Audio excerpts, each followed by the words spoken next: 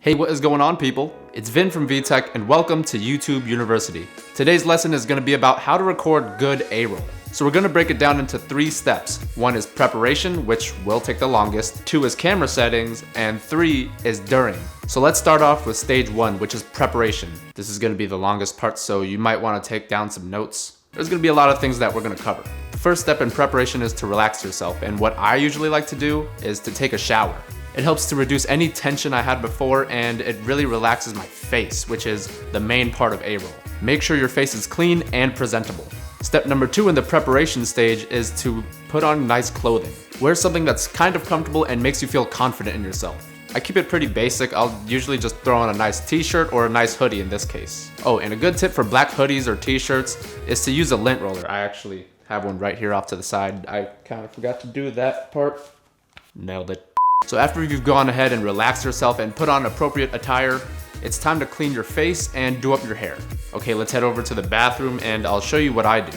All right, now that we're in the bathroom, it's time to wash my face, so.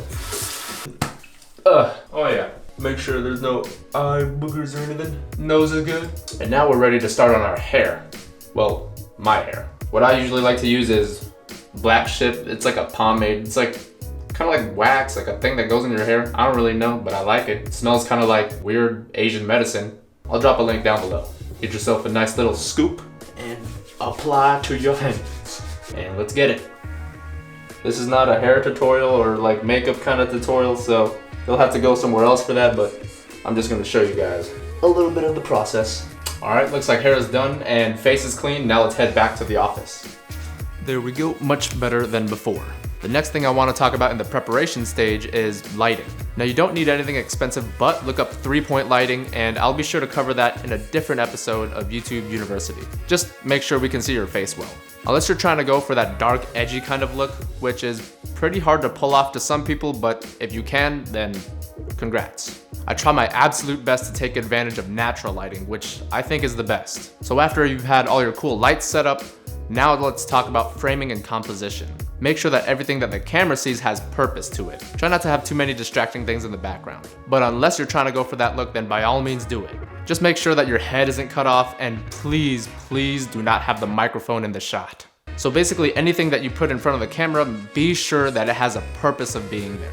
Just don't make it look like an accident. So now that you feel good, you look good, your set is nice, let's talk about camera settings. The first thing I want to talk about with camera settings is your frame rate. Okay, so there's a lot of frame rates you can use. You can use 60, 30, 24, but for me, I think 24 is the most natural looking. 30 and 60 are a little bit too smooth for me, and 24 looks the most cinematic in my opinion. So if we talk about frame rates, we have to talk about shutter speeds. Try not to use too low or too high of a shutter speed. If you're shooting at a low shutter speed, like 1/30th of a second, then you'll kind of get this motion blur effect, which looks kind of weird. If you shoot at too high of a shutter speed, then you'll kind of get this staggering motion, which some people do like, and it looks really cool with a lot of hand movements. But a good rule to follow by is to have your shutter speed be double the frame rate. So if you're shooting at 24 frames per second, be sure your shutter speed is at 50. If you're shooting at 30 FPS, make sure your shutter speed is at 60, and so on, so on. But some people do like that staggering movement, and you can do this by upping your shutter speed a little bit. So what I do is I shoot at 24 and I usually have it at 50, but if you bump it up to around 80, you'll get something like this. It makes it feel a lot more actiony and dynamic, but it looks very unnatural. So play around with this and see what you like. Okay, now that we've went through the preparation stage and the camera setting stage, let's talk about what to do during A-roll.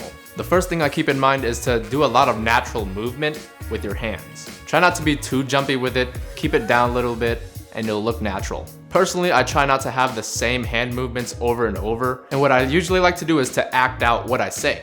It just kind of makes the A-roll flow a little bit better. The second thing I like to keep in mind while recording A-roll is to not give the camera the death stare.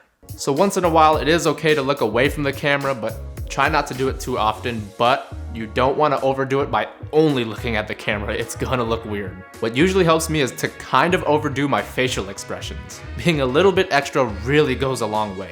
You kind of have to act, but try your best not to overdo it. So the last and final tip I want to give is to keep water nearby. Not only do you want to look good, but you want to sound good as well. I always have some water to my left right here, which is off camera of course. So if your mouth is feeling a little bit dry and voice is getting a little bit scratchy, take a break, drink some water. I do it all the time, but you guys won't see it in the edit. Except for this one, of course, but that's an example. So now that we've went through the 3 stages of recording A-roll, which is preparation, camera settings, and during A-roll, just keep in mind that you will get better at this over time. I personally still kind of struggle with this today. I've been recording A-roll for almost a year now, and this is what I've learned and this is what helps me. So watch your favorite YouTubers, go back to their old videos, see how they recorded their A-roll, and compare it to now. You'll see a world of a difference. Try to figure out what made their A-roll better throughout the years. Just remember, I'm no expert, there's plenty of people way better than me, but I think this really helps. So comment down below, leave some tips for recording A-roll. And if you're new to this, be sure to ask questions, I would love to help. Drop a like if you thought this video was helpful, subscribe for more crispy content, and I'll talk to you guys in the next one.